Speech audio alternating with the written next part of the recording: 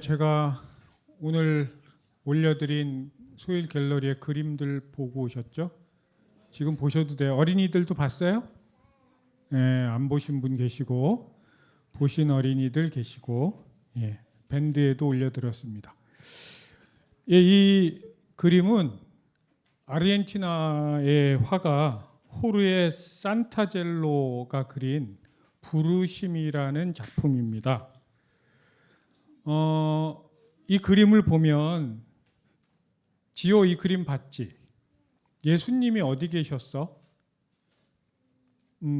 오른쪽에 계셨어? 왼쪽에 계셨어? 기억나? 오른쪽에. 맞아요. 우리 지호 똑똑해. 엄마 닮았는지 아빠 닮았는지. 여기 보면 그림이 좀 묘합니다. 예수님은 마치 LED 텔레비전 앞에 있는 것 같지 않으세요? 뭐 LG 텔레비전 백화점에 고객이 돼서 그림 바깥에서 어떤 프레임 바깥에서 틀 바깥에서 이 화면 안에 있는 제자들을 향해서 손가락질을 하고 계시고요. 제자들은 그 안에 배를 타고 있습니다. 이 그림의 제목이 부르심이에요. 이 화가가 어떤 의도로 그렸는지는 잘 모르지만 봤을 때 그냥 추측이 됩니다. 예수님은 제자들을 부르시는데 당신이 있는 자리로 부르시겠죠. 당연히. 그러니까 니네가 그 어떤 프레임, TV 화면 같이 보이는 그 틀 밖으로 나와라. 지금까지 살고 있었던 그 틀을 벗어나야 나의 부르심에 응답할 수 있다고 말씀하고 있는 것 같아요. 그러니까 지금 배를 타고 있는데 아마도 베드로를 상징하는 것 같기도 하고요. 그래서 고기를 낚으면서 그렇게 살았는데 이제 그렇게 사는 걸 넘어서 사람을 낚는 어부가 되라. 사람을 얻는 사람이 되라. 사람과 관계 맺는 사람이 되라. 이제 더 이상 물고기를 보면서 살지 말아라. 그래서 예수님의 첫 번째 메시지가 회개하라, 천국이 가까이 왔느니라라는 말씀이었죠. 여러분 천국에서 살고 싶잖아요, 그죠? 우린 낙원을 그리워하고, 우리가 살기 힘들 때 우린 지옥 같다고 말하고, 우리는 더 좋은 곳으로 가고 싶죠. 그러기 위해서는 회개하라는 거예요. 우리 소일 가족들은 다 아시겠죠. 이 회개하라는 내가 얼마나 나쁜 인간인지를 계속 자학하라는 게 아니라 지금까지 살아왔던 삶, 나의 존재의 기반으로 살았던 나의 거짓자의 모습에서 참자의 모습, 하나님이 부르시는 그 모습으로 방향을 바꿔라는 이야기죠. 그리고 그걸 어떻게 해요? 예수님은 나를 따라와라고 말씀하신. 내가 곧 그 길이야. 내가 곧 진리야. 그러니까 부르심의 자리는 사람들이 짜놓은 틀일 수 없고 그 프레임일 수 없습니다. 고기를 낚는 게 최고인 세상. 그러니까 그냥 베드로가 살았던 그 세상은 만선이 되면 최고예요. 그들이 기대할 수 있는 최고치의 삶은 만선이 돼서 고기를 배에 가득가득 싣고 이제 집으로 돌아가는 것. 그거 훌륭하죠. 그렇죠? 여러분 우리 남공주 자매 무인 카페가 잘 돼가지고 막 100호점 내고, 생각만 해도 흐뭇해. 그게 우리가 생각하는 최고치의 삶이죠. 그런데 예수님은 그걸 넘어서 생각해 보라는 거예요. 그걸 너머의 삶이 있다는 거예요. 사람들은 어떤 틀에서 계속 살아왔을까요? 이 당시에 제자들이 살았던 삶도 왕정 시대였습니다. 오랫동안 사람들은 최고 정점에 권력자가 있고 피라밋으로 점점 내려가는. 그래서 이 피라밋 구조에서 내가 조금이라도 더 위로 올라가고 싶다는 삶을 갈망하면서 살았습니다. 오늘 우리가 읽었던 시편에도 그랬습니다. 우리 고관이라고 번역도 있고 다른 번역에는 힘센 권력자, 힘센 권력자를 의지하지 말아라. 그들에겐 구원이 없다. 그들은 그걸 해줄 수 있는 능력이 없어. 그래봤자 숨 끊어지면 끝인 거다. 그들이 세웠던 거창한 그 제국의 왕정의 그 계획 아무 허망한 거야. 지금 우리가 이렇게 21세기에 앉아서 그 말씀을 들으니까 뭐 좋은 말씀이라고 생각하지만 그 당시에 시인이 살았던 시대는 어떤 시대예요? 왕정입니다. 왕정. 그리고 그 당시에 언어를 다룰 수 있다는 건 꽤 식자층이었을 거예요. 거의 대다수의 문맹률. 마치 조선시대 4대부처럼 언어를 다룰 수 있는. 그래서 그래도 권력의 자장권 아래 있는. 근데 그때 이 얘기를 할 수 있다는 건 굉장히 위험한 생각입니다. 누가 들어요? 왕이 들을 수도 있고요. 그 당시 어쨌든 절대 기준을 가질 사람의 귀에는 왕이 별거 아니야. 왕도 죽으면 끝이야. 왕이 너희들의 문제를 해결해 줄 수 없어. 이건 그 질서를 거부하는 일이죠. 그런데 우리는 옛날에 어떤 철학자가 제가 대학교 때 이런 글을 썼어요. 지금도 기억이 나는데 민주냐 왕정이냐라는 글. 민주를 얘기하는 너희들도 집에서는 왕 노릇하지 않아?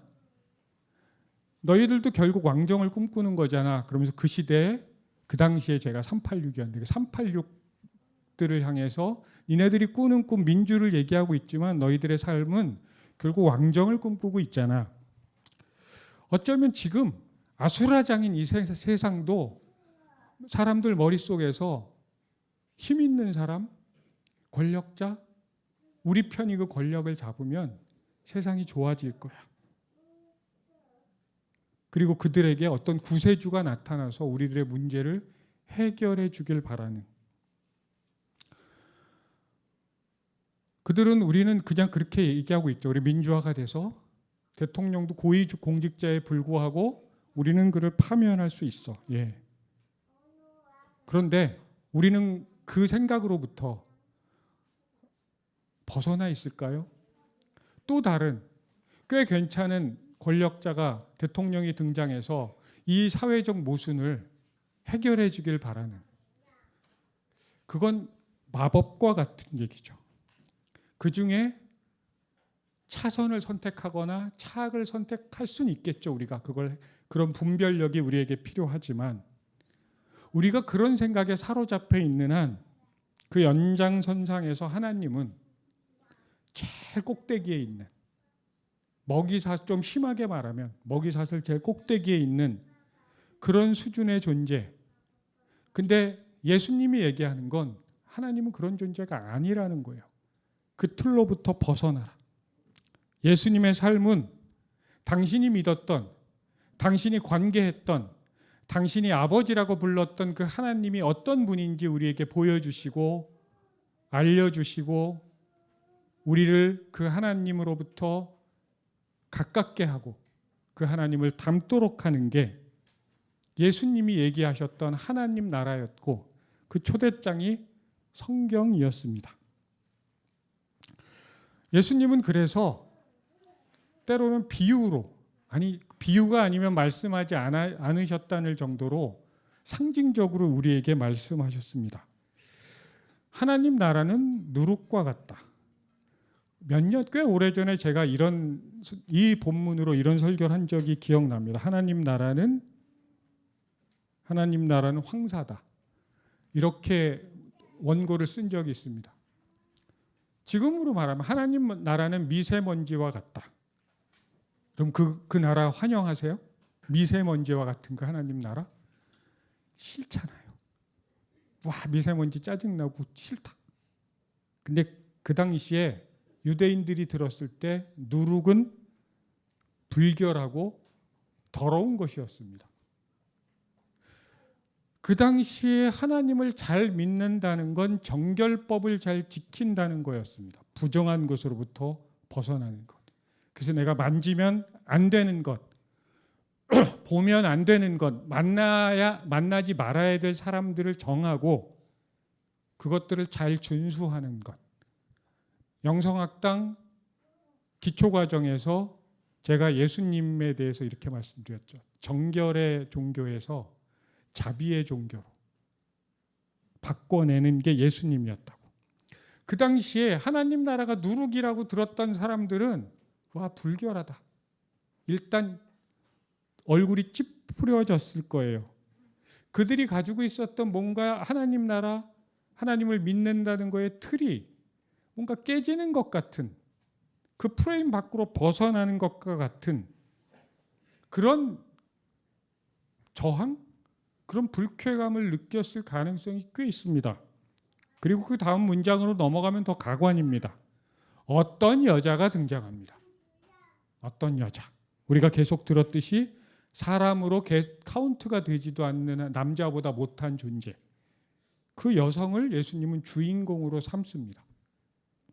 그리고 빵을 만들기 위해서 누룩을 찾는 높은 신분의 사람은 아니었을 겁니다. 자기 손으로 그 누룩을 만지고 반죽을 해야만 하는, 신분도 높지 않은,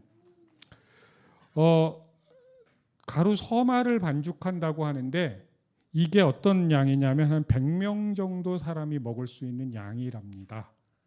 그러니까 우리 주일날 식탁 공동체 한 2배 정도 되는, 혼자서 먹는 게 아니라 여러 사람이 먹는 뭔가 잔치. 뭐 당시에 냉장고가 없었으니까, 그리고 꽤 더운 나라였으니까 그날 먹고 그날 없애야 하는 그런 양이었겠죠. 아마 많은 사람들을 초대했을 것 같습니다. 그리고 예수님은 이걸 하나님 나라의 잔치로 말씀하고 계시는 것 같습니다. 누룩을 넣었다고 누룩을 섞어 넣었다라고 얘기하죠. 이게 원래 뜻이 몰래 넣었다는 뜻입니다. 몰래.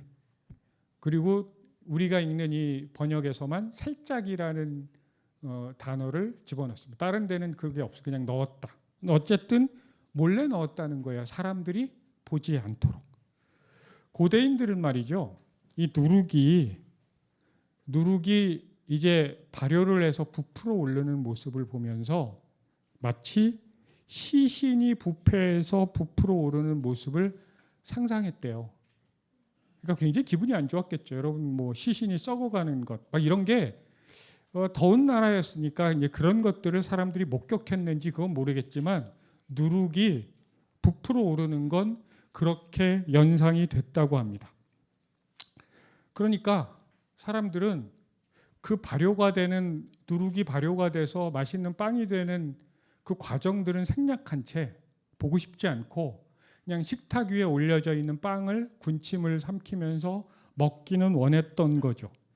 하나님 나라의 결과는 누리고 싶으나 그 과정은 생략하고 싶은 사람들, 뭐 우리 다 그렇지 않습니까? 거기에 이 과정에 함께 참여해야 된다고 말씀하는 건 아닐까. 저는 참 감사한 건 이 지난주부터 이 공간이 왔는데 처음 와보죠, 우리 두 분은. 어때요? 뭐 이 분위기에서는 좋다고 말해야 되겠죠? 근데 다들 뭐 너무너무 좋다. 뭐 우리가 그 전에 있던 누추한 공간에 비해서는 뭐 이거는 뭐 베드로 성당 같은 이 어마어마한 공간에 우리가 있죠. 근데 전 참 이 말씀을 준비하면서 감사한 건 우리가 이 누룩이 부풀어가는 과정에 거의 예외 없이 다 참여했다. 어떤 분들은 시간을 내서 함께 오셔서 1층 카페까지 지난주에 함께 땀을 흘리셨고, 뭐 여러 가지 사정에 그렇게 할 수 없었던 분은 밥 사 먹으라고 밥값도 보내주시고, 어떤 분은 기도로, 관심으로, 또 우리가 십시일반 다 헌금했죠. 그렇게 함께 그 관심과 기도와 애정이 쌓여서 이 공간이 만들어졌습니다. 마치 누룩이 부풀어져 가는 과정들을 우리 모두가 그 누룩을 섞어 넣은 그 여인들처럼, 그리고 아마 이 공간에서 그런 하나님 나라가 앞으로도 계속 펼쳐지지 않을까. 여러분, 여기서 어떤 하나님 나라가 펼쳐지시길 기대합니까? 이곳에서 우리가 기도할 때 어떤 기도를 드릴까요? 어떤 찬양을 할까요? 그리고 어떤 하나님의 선물이 주어지길 기대합니까? 보통은 이곳에서 우리가 원하는 것들을 기도하죠. 그리고 많은 부분 우리들의 욕망을 투여하기도 합니다. 문화심리학자 한민은 한국 종교의 특징을 이렇게 설명했습니다. 이건 불교든 기독교든 뭐 어떤 종교이든 예외 없이 이런 성향이 있다는 거예요. 한국인의 심성에서 신은 인간이 부르면 오고 해달라면 해주는 존재다. 물론 신을 모시기 위해서는 전문가, 괄호치고 무당, 전문가와 많은 준비가 필요하긴 하지만 신은 분명히 오시면 분명히 내 부탁을 들어주신다. 물론 이때도 쉽게 들어주시지는 않지만 최선을 다해 정성으로 모시면 신이 인간의 부탁을 거절하는 일이 결코 없을 것이다. 지성이면 뭐예요? 감천이다. 이게 한국인의 종교 심성에 있는 거죠. 따라서 한국인의 종교 행위는 신을 감동시키는 것에 초점이 맞춰진다. 정성이 극에 달하면 하늘도 감동하기 마련이다. 철야 예배, 금식기도, 산기도, 비싼 굿, 헌금, 절과 교회의 건축, 때로는 경쟁적으로 보이기까지 하는 한국인의 종교적 심성은 이렇게 이렇게까지 하는데 날 외면하시겠어? 라는 마음에서 비롯된다. 지금 이 땅 일을 뒤덮고 있는 종교적 현상이 있잖아요. 이 이야기와 연결되어 있지 않습니까? 우리는 교회 건축은 아니지만 우리가 3월 30일에 세공간 감사 예배를 드리기로 했잖아요. 그래서 우리 목사들끼리 그때 그 예배를 뭐라고 할까? 원래 입당 예배인데. 입당 맞잖아요. 새로운 집에 오는. 근데 입당 예배는 보통 교회를 우리가 이렇게 여기를 통째로 사서 막 짓고 우리로 등기 이전하고 그런 건데 우리는 뭐 그런 뉘앙스가 있으니까 우리는 세공간 감사 예배로 하자고 했어요. 근데 보통 그런 저도 어렸을 때부터 다닌 것 떠올려 보면 그래, 이 정도 예배당이면 하나님도 감동하시겠지. 근데 우리는 이런 마음이 별로 없죠. 예. 믿음이 없는 사람들이에요. 그냥 우리가 하나님을 감동시킨 게 아니라 하나님은 늘 우리를 보면서 감동하심을 믿고, 예.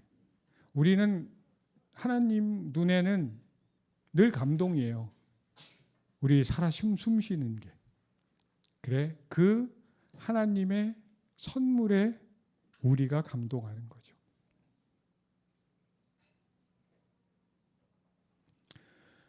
만약에 우리가 하나님을 지극정성으로 해서 하나님을 감동시킨다?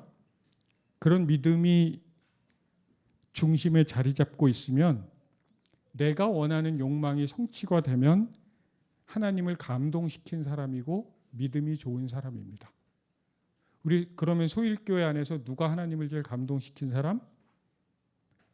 돈 있는 사람. 은행 대출 없이 자기 집이 있는 사람. 이를테면. 우리 청소년들은 뭐 잘 모르겠지만 뭐 우리 청소년들 중에 혹시 남들이 좋은 학교란 S대학을 들어간 그 청소년이 하나님을 감동시킨 걸까요? 그런데 적어도 우리가 믿는 하나님은 그런 하나님이 아니어서 참 감사하지요. 만약에 그렇다면 교회 안에서 우열이 생기고 계급이 생기겠죠. 그런데 예수님은 그 모든 틀을 부셔버리십니다. 하나님 그런 하나님 아니야 얘들아. 그 틀 밖에서 나와. 하나님 나라 누룩과 같아. 뭐지? 왜요? 하나님 나라는 황금이야 이렇게 말씀하지 않으셨잖아요. 돈 있는 자는 복이 있나니 힘 있는 자는 복이 있나니 이렇게 말씀 안 하셨죠. 가난한 사람은 복이 있나니 애통하는 사람은 복이 있나니.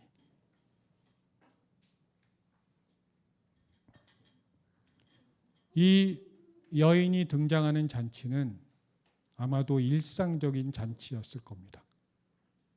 우리 소일이 저녁 식탁을 했던 것처럼 누구나 올 수 있는. 그래도 뭐래도 해 오겠다고들 하시니까 얼마 받는다고요? 2,000원이라 그랬나요 그때? 정 불편하면 2,000원 내세요. 그냥 와도 되는데 이런 종류의 잔치. 자격이 있어야만 참석하는 잔치가 아니라 초대장이 있어야 들어갈 수 있는 잔치가 아니라 누구나 올 수 있는. 그래서 저는 이 말씀을 준비하면서 우리 교회 이 공간이 누룩이 부풀려져서 차려진 빵 아닐까? 사실은 누룩이 부풀려지는 그런 과정들은 고단한 과정입니다.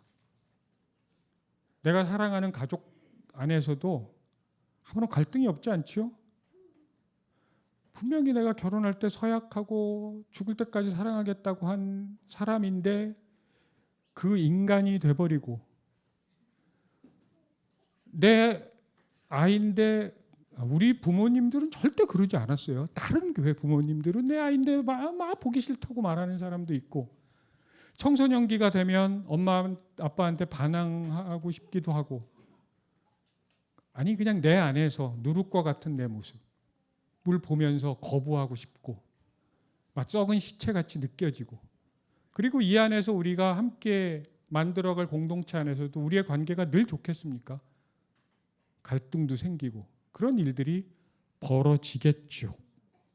그런데 한 가지 분명한 건 그 자리에 누구나 초대할 수 있는 못났든 잘났든 저는 이 소일교회가 그런 누룩이 부풀어져서 발효돼서 소박하게 차려진 빵 그 누룩을 섞어서 그 서마를 섞어서 그렇게 대단하게 많은 잔치가 아니라 그 100여 명 정도가 함께 할 수 있는 그 잔치가 되기를 축원합니다. 그럴 수 있으면 참 좋겠습니다. 딱 하나 마음이 걸리는 건 있어요. 이 공간에 다리가 불편한 분들이나 휠체어를 타야 되는 장애인들은 오기가 참 어렵다는 거죠. 저희 어머니도 궁금해서 아주 미치시려고 그러세요. 근데 이제 우리 어머니가 고령이라 여기 못 오신다고. 여기 또 높잖아요. 그랬더니 매우 애통해하면서 엘리베이터는 없느냐. 안타깝지 별로 안타깝진 않은데 저는 안타까운 척하면서 없다. 그래서 나중에 우리 연우나 시은이나 선우나 서우가 새로운 공간을 할 때는 좀 그런 공간 꼭 만들어 주세요, 여러분들이. 네, 박선우 집사님 나중에 되시면 그런 것까지 배려한 교회가 됐으면 참 좋겠다라는 생각도 합니다. 여러분 이참에 이런 거 한번 생각해 보자고요. 왜 이런 교회를 다니십니까? 그리고 더 적극적으로는 왜 이런 교회를 꾸려 가십니까? 왜 우리는 십시일반 주머니 세정 서로 뻔한데 주머니를 털어서 헌금을 하고 인테리어를 하고 2층뿐만 아니라 밑에 카페도 만들고 저기 안에 소위 애니어그램 상담센터를 만들어서 뭐 애니어그램도 공부하고 상담도 하고 왜 이렇게 복잡한 교회를 할까? 그래서 제가 주보를 다시 봤습니다. 우리 주보에 이렇게 나와 있어요. 소일 카페를 기반으로 소일교회는 소일 카페를 기반으로 지역사회와의 소통, 문화적 삶의 나눔, 유기농 공정무역 커피를 통한 새로운 선교를 지향하며 영성과 상담을 다리 삼아 나 이웃 하나님과의 깊은 만남을 추구합니다. 과연 우리가 할 수 있는 일일까? 소일 공동체 한 일원으로 내가 감당할 수 있는 일일까? 그리고 이 세상에 이게 정말 필요할까? 어떤 영향을 줄까? 저는 지금 이 시대에 가장 큰 문제, 가장 큰 과제를 현상을 말한다면 좀 분열이라고 생각합니다. 분열된 세상. 적대감과 혐오, 차별, 폭력이 노골적으로 광장에 나온 세상. 그전에는 그게 안 좋은 거라고 생각을 했어요. 그래서 몰래 지하실에서 그런 걸 했는데 이제는 광장으로 나왔어요. 그것도 하나님의 이름으로. 하나님이 그렇게 시켰대요. 저는 분명히 이 아수라장을 잘 정리해야 된다고 생각합니다. 그리고 내가 이거 나만의 오만이 아닐까라는 생각을 여러 번 했습니다. 정말 찬물을 뒤집어 쓰고 이게 진짜 옳은 걸까 생각하다가 아무리 생각해도 이건 저희가 서 있는 입장이 옳다고 생각합니다. 상식을 가진 사람이라면 이 부정한 권력은 끝나야 하고요. 그리고 사법적 판단이 이루어져야 하는 물론입니다. 그런데 문제는 그 다음입니다. 전 그렇게 될 거라고 봐요. 그렇게 될 거라고 믿고. 그런데 문제는 그 다음입니다. 윤모 씨, 김모 씨, 전모 씨까지 감옥에 가도 이 분열의 상처는 우리 몫으로 남습니다. 그리고 어쨌든 상당수의 우리와 생각이 다른 입장이 다른 분들과 함께 살아야 합니다. 가능하면 사랑하면서 우리가 원하는 우리의 입장이 승리했다고 승리를 만끽하기는 세상이 그렇게 간단하지 않아요. 그래서 분열된 교회를 향해 외쳤던 우리 바울의 고린도 전서를 특별히 이 기간에 우리가 좀 더 가슴에 새겨야 하지 않을까 생각을 합니다. 고린도 교회 이슈는 분열이었습니다. 교회의 분열. 그것도 바울파로, 아볼로파로, 그리스도파로. 각자 자기가 믿는 하나님, 자기가 경험했던 그 하나님의 이름으로, 믿음의 이름으로 분열이 계속 이루어지고 있었습니다. 그리고 바울은 사랑만이 그것이 해법이고, 그리고 사랑 자체이신 예수 그리스도께서 초대하신 그 부르심에 집중했습니다. 오늘 고린도전서 본문의 1장 26절에는 부르심 받기 전의 상태가 묘사됩니다. 우리가 프레임 안에 있을 때 우리는 육신의 기준으로 보면 부족한 사람이었고 지혜도 권력도 가문도 별 볼 일 없는 사람들이었다. 별 볼 일 없는. 너희들은 지혜도 없잖아. 너희들은 권력도 없잖아. 그리고 너희들 집안도 별게 아니잖아. 그런데 잘났고 못났고 누구 파고 저거 파고 하는 그 가운데 예수께서 오셔서 그 사람들을 부르십니다. 세상의 지혜와 강함의 프레임 밖으로 벗어나서 어리석음과 약함의 자리에서 당신의 나라를 시작한다고. 그래서 초대교회는 약했지만 힘이 있었습니다. 가난했지만 모든 일을 부요하게 했습니다. 유대 철학자 셀수스는 낮고 천한 자를 택하는 것을 가르쳐서 그리스도교적인 현상이라고 표현했습니다. 저거 기독교적인 현상이야. 그걸 낮고 천한 자를 택하는 거라는 거예요. 그걸 긍정적으로 쓴 게 아니라 그래서 그 종교가 거짓이라고. 그딴 종교가 어딨어. 하나님 나라가 누룩이래 세상에. 그러니까 저것들은 기본이 안 돼 있는 것들이라고 말했던 거죠. 그런데 예수 그리스도를 정확하게 만났고 이해했고 파악했던 사도 바울은 그게 그리스도의 힘이라고, 우리가 그 길을 가야 한다고. 오늘 본문을 여러 번역으로 제가 읽다가 가장 마음에 드는 번역이 공동 번역이었습니다. 공동 번역에는 1장 30절을 이렇게 번역했습니다. 우리를 예수 그리스도와 한 몸이 되게 하셨습니다. 그분 덕택으로 우리는 하나님과의 올바른 관계에 놓이게 되었고 하나님의 거룩한 백성이 되었고 해방을 받았습니다. 이것은 하나님께서 하신 일입니다. 하나님께서 하신 일입니다. 그래서 우리는 하나님과의 관계 안으로 들어가야 합니다. 하나님과의 관계 안으로. 제가 저를 봐도 제 안에 있는 누룩을 지켜봐줄 힘이 없음을 저는 고백할 수밖에 없고요.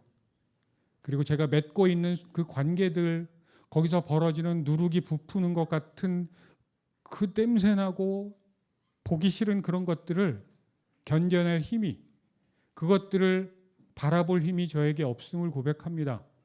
그래서 우리는 하나님과의 관계 안으로 들어가야 합니다.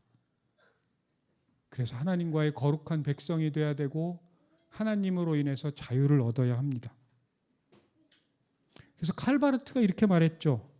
기도하기 위해서 두 손을 모으는 것은 이 불의한 세상에서 우리가 할 수 있는 가장 큰 저항이라고. 우리의 자랑, 자기의 그런 것들이 세상을 이렇게 만듭니다. 저는 우리 국민의 위대함을 막 말하잖아요. 근데 양면이 다 있죠. 사람들의 위대함도 있고 어리석음이 다 공존합니다. 중요한 건 세상의 권력자가, 우리가 원하는 사람이, 우리가 생각하는 세상이 만들어진다고 이 불의하고 분열된 세상이 회복되지 않습니다. 우리가 최선을 다해서 최악이 아니라 차악을 선택할 수 있어야 되고, 좀 더 운이 좋다면 최선은 선택할 수 없지만 차선을 선택하도록 노력해야죠. 그건 우리 선에서 할 수 있는 최대치입니다. 그럼에도 불구하고 우리 안에 이 분열을 치유할 수 있는 길은 이 틀 밖에서 부르시는 그 부르심, 하나님의 소리, 그 소리를 듣는 겁니다. 근데 우리는 이 틀 안에서 사는 게 너무 익숙하잖아요. 틀 안에서 사는 게. 우리는 한국어가 너무 자연스럽잖아요. 근데 제가 어떤 경상도 분하고 처음 외국을 갔을 때 그 외국말이 나오니까 뭐라 씨부라 쌌노, 그분이 그러더라고요. 그게 뭔 소리인지 잘 알아요. 우리 외갓집이 마산이라. 알아들을 수 없다는 거죠. 우리의 틀 밖에 있는 소리니까. 그건 언어가 아니라 소리잖아요. 우리가 적어도 그 언어를 익히기 전에는. 마찬가지입니다. 하나님의 소리, 그 소리가 사랑의 소리든 자비의 소리든 위로의 소리든 우리의 틀 안에선 그 소리를 들을 수가 없습니다. 그래서 그리스도를 자랑하라고 얘기하는 겁니다. 그리스도께 집중하라고 얘기하는 겁니다. 틀 밖에서 우리를 부르시는 그 부르심에 귀를 기울이는 것, 우리가 그것을 그 귀를 기울이기 위해서 향심 기도도 하는 것이고 애니어그램도 하는 것이고 예배도 드리는 것이고 말씀도 묵상하는 것이고 필요하다면 상담도 하는 겁니다. 그 하나님의 섭리에 경탄하는 자리, 저는 그 자리가 이 자리였으면 좋겠습니다. 우리의 일상이었으면 좋겠습니다. 분열된 이 세상을 치유할 수 있는 그 힘이 없는 우리들을 통해서 하나님은 그 일을 이루시겠죠. 우리의 믿음하고는 상관없이 당신의 약속이니까. 그걸 함께 기억할 수 있으면 좋겠습니다. 함께 기도하겠습니다. 하나님, 우리가 이 틀 안에서 허우적거릴 때 우리의 배에 고기가 많이 잡히는 게 최고인 삶인 줄 알고 살아갈 때 밖에서 부르시는 당신의 음성을 들을 수 있는 힘을 저희들에게 주시옵소서. 아니, 당신을 쳐다볼 수 있는 마음을 허락하여 주시옵소서. 그래서 우리가 일구어가는 우리 가정이, 우리의 일터가, 이 나라가, 그리고 무엇보다 이 소일이라는 공동체가 당신이 베푸신 누룩이 변화되어 빵이 된 그 잔치가 되게 하여 주시옵소서. 예수님의 이름으로 기도합니다. 아멘.